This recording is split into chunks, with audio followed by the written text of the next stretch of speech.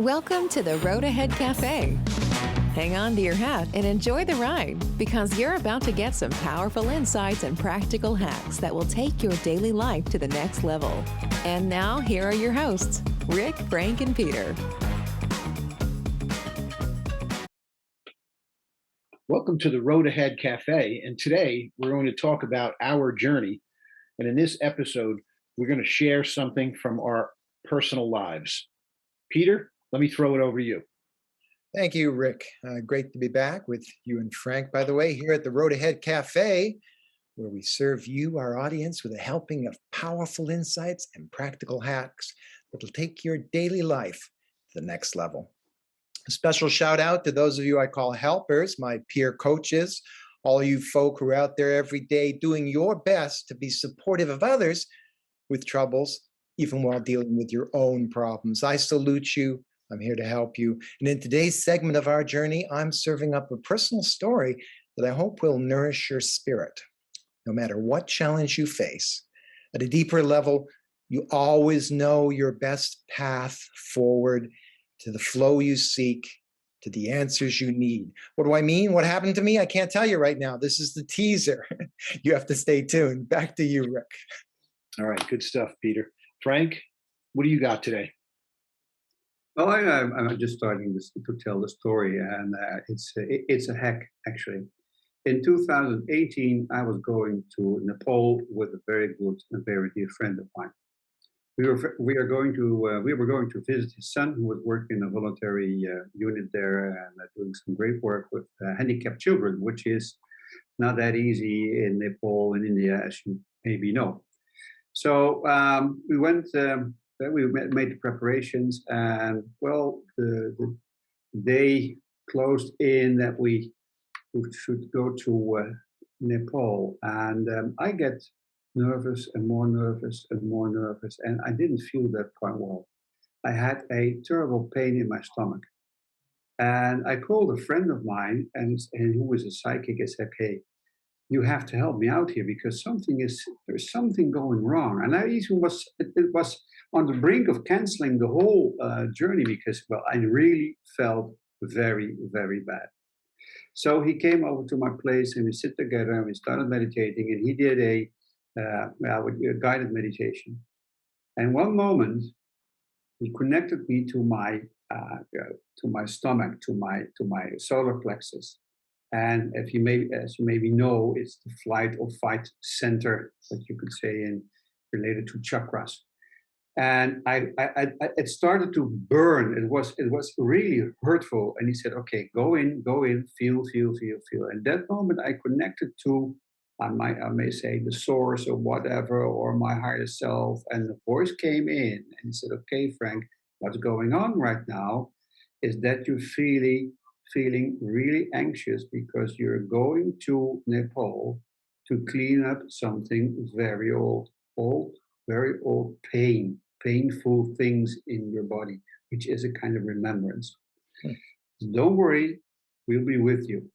So, okay, yeah, we will be with you. So afterwards, okay, we went out of meditation, etc. And I felt actually much better. The day afterwards, I slept better and so on. Something happened. I couldn't explain it, but something happened. Mm-hmm. So we went to Nepal, went to Kathmandu, had a wonderful time there, and then went to Bhaktapur. Bhaktapur is the former capital of Nepal, and was really very nice there. Very old city, very, very old center there. And I was standing there on the square and looking at a beautiful old temple. And I stood on a certain spot. I don't remember where exactly. And at a certain moment, I was taken in a split second to something which you could say past life or parallel life. I don't know. I was there somewhere in the time of the Mongols, and I was on the square, and I was hanging up on my head, my hands crossed like that, with the head down. And I was taken in custody. I was sentenced to death. The reason why I used my healing powers, which I was not allowed to use because I wasn't a registered shaman or something like that. I helped people to heal themselves. Wow. I was caught. Maybe it was kind of treason. I don't know. I was caught. I was sentenced, and I was put to the stake as an example. So what they did there in a moment, I was hanging upside down, my hands crossed, and the executioner came with a great axe and cut off my two hands and left me there. I died by bleeding to death. So I remember I didn't feel the pain, but I saw the whole thing happening in a split second. At that moment, I remembered, and that was all in a split second, I remembered why in this life I was so reluctant to use my healing powers. Because I knew I could pay with that with my life. So that was a very deep personal experience at that moment. It didn't take so much time because I was out of the scenery. I was standing there in the square. I was there. I was not completely there in real life, but I was there. And my friend came, hey, how are you? I was looking for you. Where were you? So I was standing here. Well, I looked at the square, but I didn't see you. All right, I'm standing here.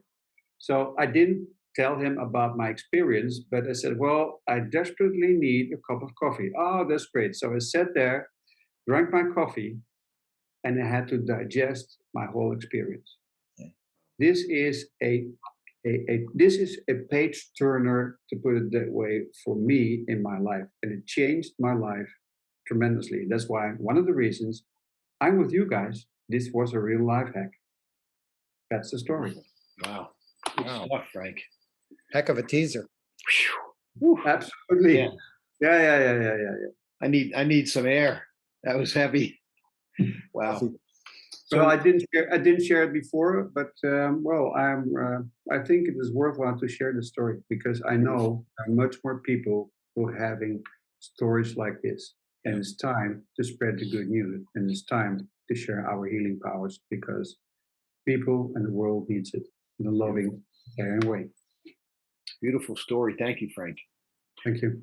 So what I'm going to share today is I have two specific shares. I want to talk first about integrity. It's our signature when nobody's looking. How do we act when no one is watching? So that's one thing I want to talk about. And then the other thing is I want to talk about connection and bringing people together is so important, and why showing up every day is important to that connection.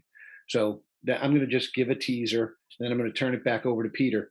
So I'm going to talk about integrity and connection. Peter, back to you. Okay, thanks.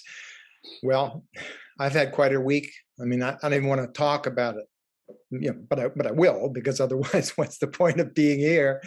I mean, that is the point of being here, our journey. Well, I'll tell you, our bed was shaking madly, like one of those cheap Vegas motel coin-operated vibrating jobs. My wife poked me and asked me, "Are you okay?" We both knew I wasn't. I was shivering like a homeless dog left out in the depths of a winter freeze, and I knew what was coming next. Sheet-drenching, full-body sweats because I was sick. Now, I'm not about to tell you I was in near death and I had a life-changing recovery. I'm not as going to say that. It was an ordinary, plain old garden variety, good and sick. And you know what I mean by that. You've probably even been there. Nothing exotic. But man, it could take you down for the count. And I guess you can't expect to reach my age without, having gone a few rounds with something like this. What was it? The flu, a bug, whatever it's called. So I'm not complaining. But there was a difference this time. A new feature I'd never experienced before. The bug, which had pinned me down on a bed in a Poconos timeshare unit where we were, must have scrambled some of my brain's circuits. Perhaps it was the work of the fever. I don't know. But my brain kept generating the most tormenting thoughts, and it was spitting them out like a machine gun, and I couldn't find an off switch anywhere. Now, normally, I would just focus on a subject that was relaxing, like being comfortably settled in front of a crackling fire while raindrops patter on the windows. But no matter how often I tried that, my brain just snapped back like an elastic band to the next in an unending series of anxiety-producing thoughts. I was like a boxer backed into a corner on the ropes, and the hits just kept coming. So I decided to try another tactic. Sometimes when I'm in bed going to sleep and I get sidelined by a persistent thought about something, just changing my physical position helps me change the persistent line of thinking. So I tried switching from lying on my back to lying on my side. And there was a momentary cessation of those punishing thoughts, but then rat-a-tat-tat-a-tat, they were right back shooting at me no matter where I looked. And as fast as my brain swatted one away, another one took its place. Now, for those of you who don't know this, in mindfulness, when your brain bothers you with a worry, you don't resist it. Instead, you just let it be. But my brain was beyond that. It was terrified of those thoughts. How was I going to tell it to just let those thoughts be when my brain was like a horrified child cornered by a slathering, yellow-eyed, mucus-drooling, fanged monster? My brain seemed incapable of taking any conscious, willful action beyond flailing its arms about. Now, some folk call their brain monkey mind or the inner critic. But I choose to call my brain, to think of my brain as my inner champion. I even give him a name, Milo. I believe in honoring and supporting my inner champion, Milo. And indeed, this is an integral part of the process of mindful pathfinding.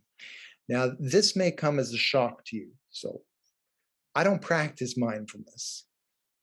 I coach my brain, Milo, to practice mindfulness for me.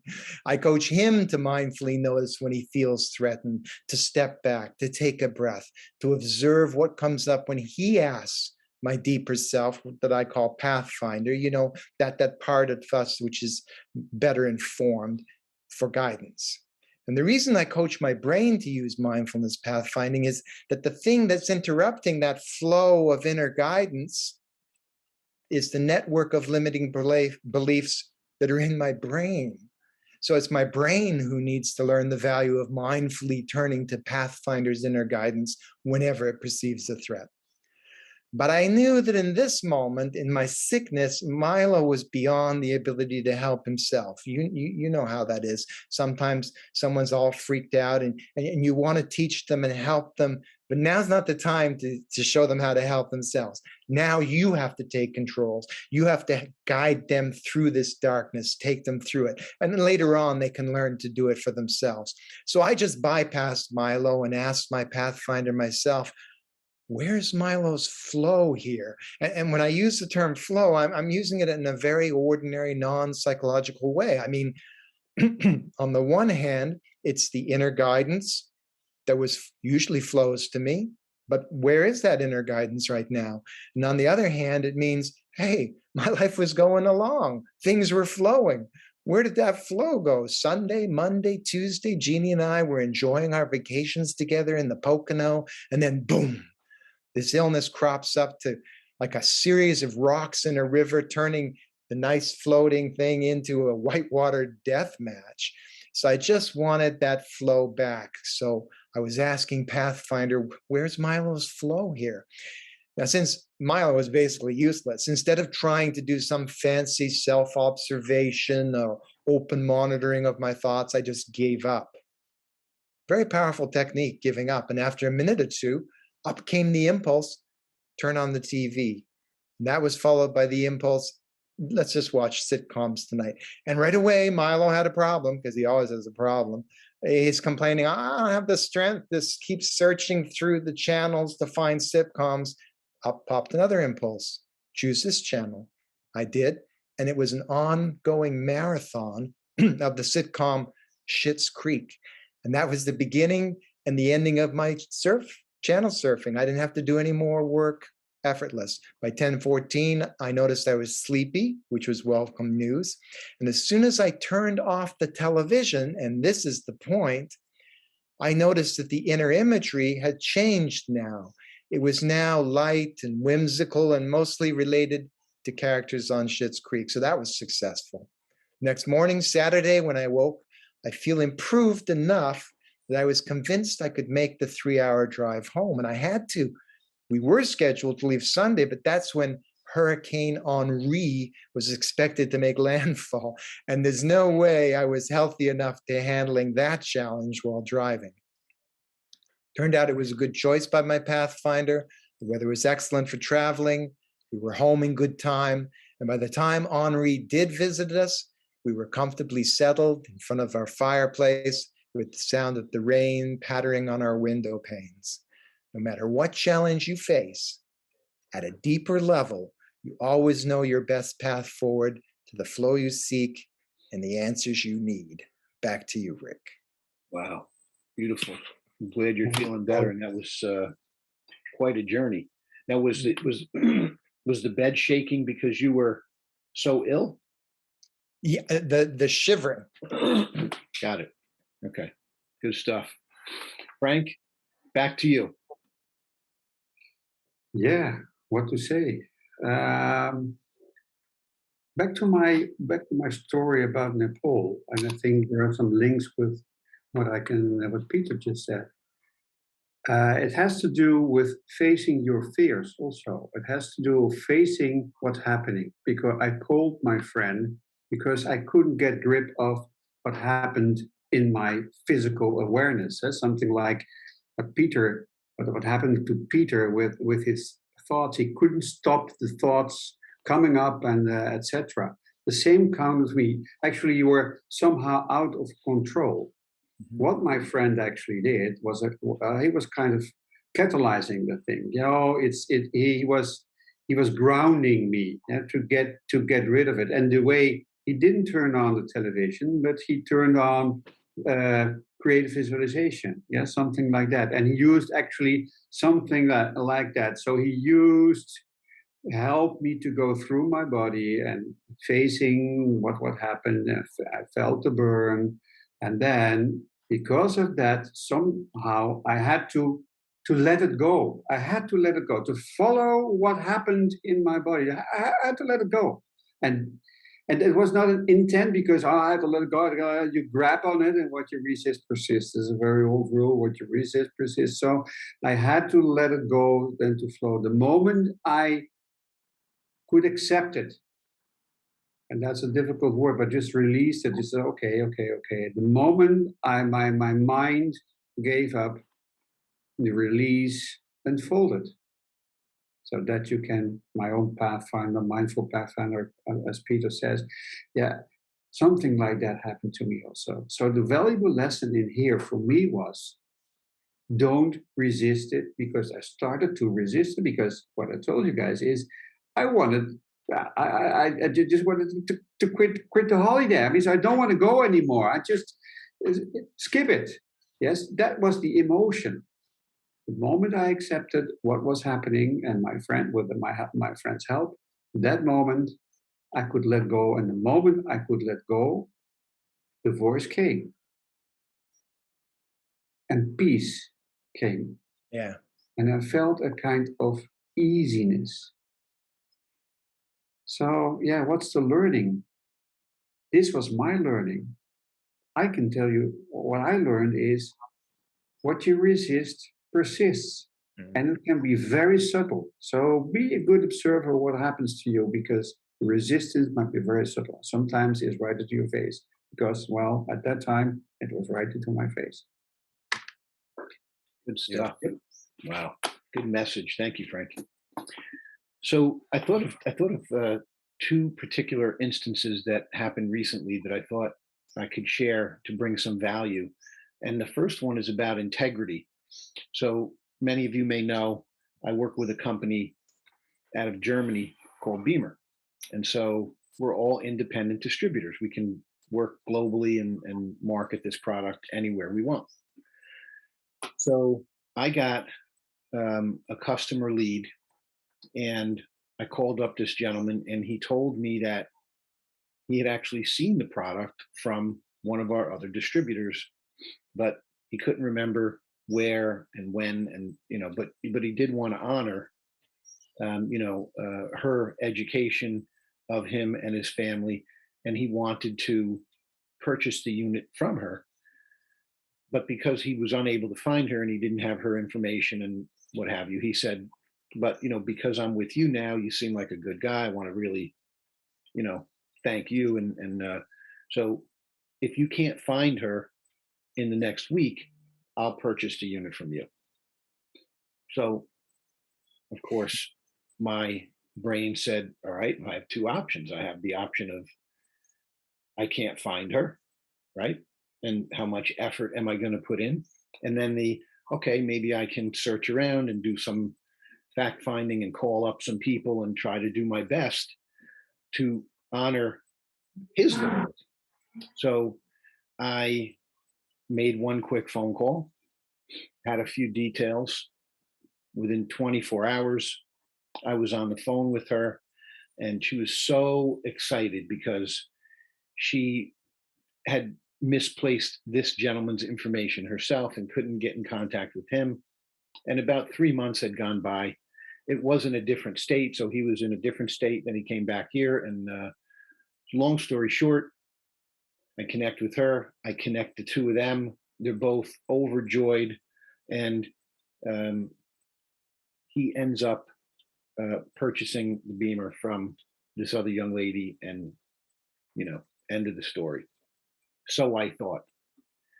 So this past week, I open up a card in my mail from this young lady with a beautiful note about the integrity and honesty of our Beamer family, and how this act exemplifies why she loves this company and the people in it. And we do really have an incredible group.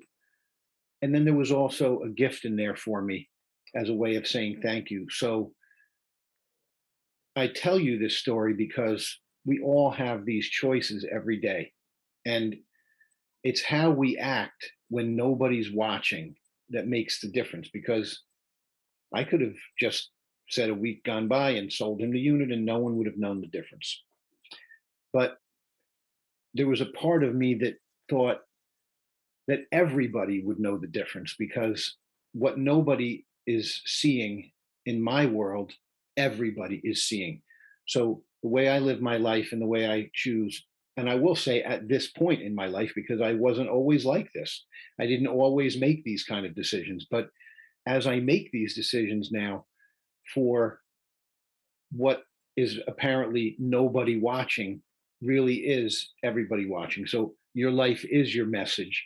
So if you're listening to this today, hopefully you will be able to make a decision like that a little bit more easily, because the rewards are plentiful of making high integrity decisions. That's one story. The second story is about connection, and why bringing people together is so important, and how showing up when we don't want to sometimes can really make the difference in someone else's life. And that someone could be us one day. So I'm in a networking group, which has a lot of different gatherings, not only in virtual, but now we're starting to meet more often in person. And so most recently, a couple of visits resulted in a smaller crowd than usual. And so the tendency would be that if we knew we were not going to see as many people, or maybe not have any opportunities to do business, right? Because that's how we are motivated sometimes, that we will skip an event like this. So naturally, in an organization where numbers of people make a big difference, not only in terms of the festivity of an event, but the opportunities available to others, not only to meet, but to foster this growth and the potential business. So I made the decision to drive a very long way, in two cases, to meet with people. And what I was greeted with was such appreciation that it was profound. It wasn't just thank you for coming to our event. It was really life changing for the people to see what commitment looks like, what connection looks like, what really thinking about others first meant to these people. And I can tell you, in one of the cases, I had one of my sons with me, and he saw that. So he got a chance to see what it looks like when you make a difference in the life of somebody else. And so what I will leave you with is show up, follow up, have conversations, ask people questions. It can be hard at first, but it makes others open up. And that's when magic happens. So have integrity, make and foster connections, and watch what happens. Beautiful. Peter, you want to wrap us up today? All right. I just wanted to share with you that not only did the mindful pathfinding I did restore the flow, stopping the tormenting thoughts, helping me recuperate enough to get Jeannie and I safely home in time for Hurricane Henri, but it also gave me a gift that began as a riddle. Remember how I said I had those unending procession of anxieties in my mind, one after the other during my sickness? Well, normally when I feel an anxiety in my brain, my inner champion gets nervous about something, I just coach him to do a pathfinding, and pathfinding always relieves that feeling and restores the flow. So the riddle is, where did all this huge bulk of repressed or unprocessed anxieties come from, and how did they slip past my conscious notice? I don't know. But what I felt I needed was a mindful practice that I could do daily to release any and all unnoticed anxieties that slipped past me but were being repressed by Milo. And the gift I mentioned was discovering how I might do this, because upon consulting Pathfinder, I came up with the memory of a long forgotten technique I developed almost 40 years ago. I call it dream release meditation. And I think with a little tweaking, it's going to be perfect for this. So my last words today for you, my peer coaches, my helpers, are no matter what challenge you face, at a deeper level, you always know your best path forward to the flow you seek and the answers you need. Rick. Wow, beautiful. I'm sure we're going to hear more about the dream release meditation in future episodes. Thank you, Peter. Frank, you want to close us out today?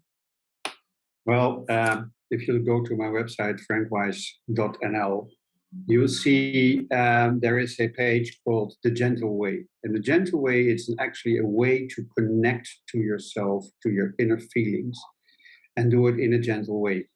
There's much more to read about, and you can go over there. But the essence, what I want to talk about now is what you resist will always persist.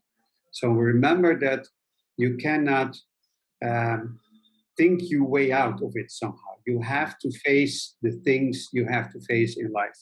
And I hope that these stories today will motivate you to do what Rick says. Your life is your message. Thanks a lot for listening. Thank you, Frank. Thank you, Peter. And thank each of you for joining us today at the Road Ahead Cafe. See you next time.